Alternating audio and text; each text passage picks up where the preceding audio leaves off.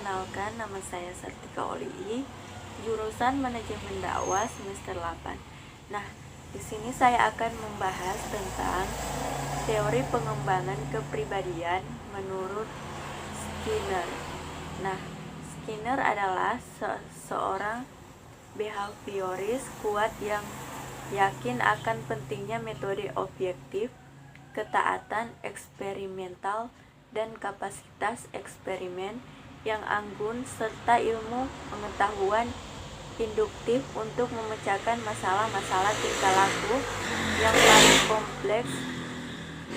paling kompleks. Nah, salah satu ciri yang membedakan pandangan Skinner adalah ketidaksukaan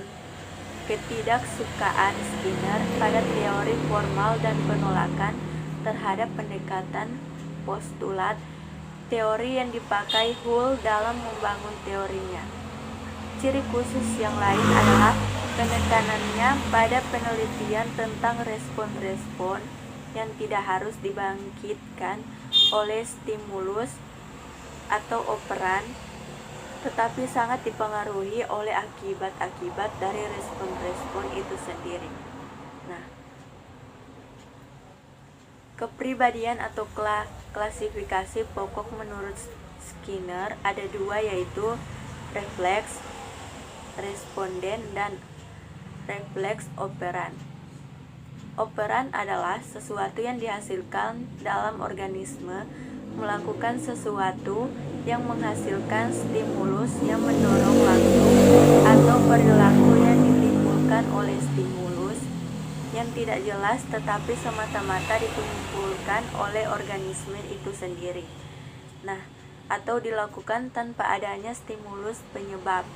Contohnya seekor tikus lari keluar dari labirin atau seseorang yang keluar dari pintu. Responden adalah sesuatu yang dimunculkan di mana organisme menghasilkan sebuah responden sebagai hasil langsung dari stimulus spesifik, atau seseorang yang keluar dari pintu. Responden adalah sesuatu yang dimunculkan di mana organisme menghasilkan sebuah responden sebagai hasil langsung dari stimulus spesifik atau perilaku yang ditimbulkan oleh stimulus yang jelas, atau responden dibangkitkan oleh stimulus yang diketahui.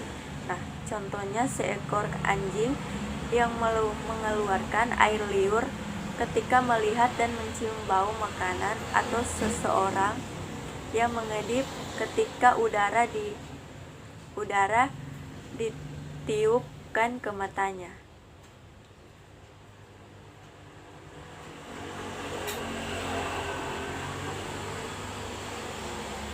Nah,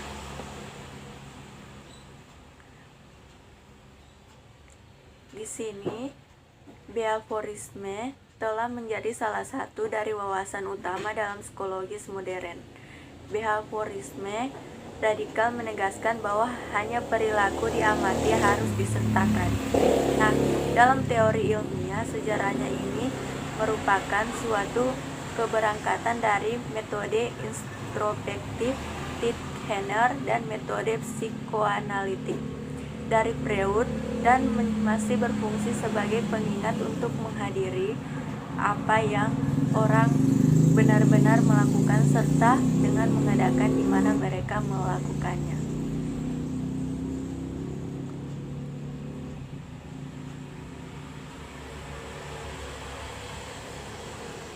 Nah,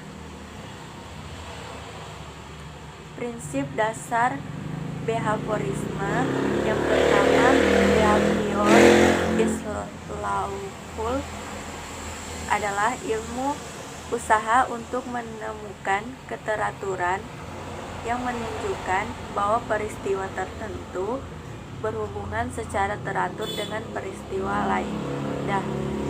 Dan yang kedua, behavior can be predicted.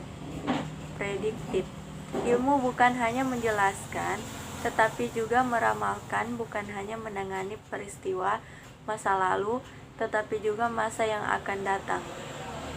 Dan yang ketiga, behavior can be controlled adalah ilmu dapat melakukan antisipasi dan menentukan atau membentuk tingkah laku seseorang. Nah, Skinner bukan hanya ingin tahu bagaimana terjadinya perilaku tetapi juga atau membentuk tingkah laku seseorang. Nah, Skinner bukan hanya ingin tahu bagaimana terjadinya perilaku tetapi juga ingin memanipulasinya.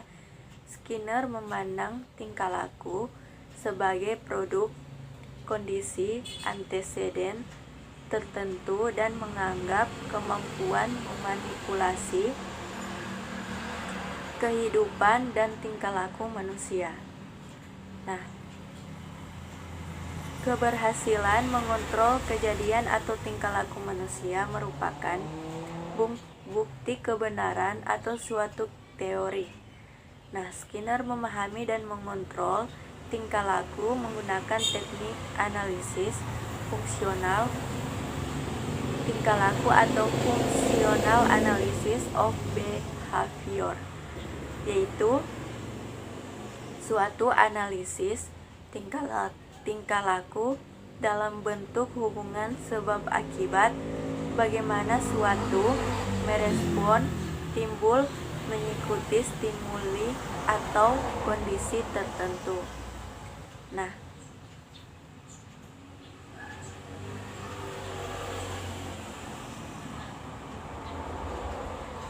itulah penjelasan dari saya tentang teori pengembangan kepribadian menurut Skinner.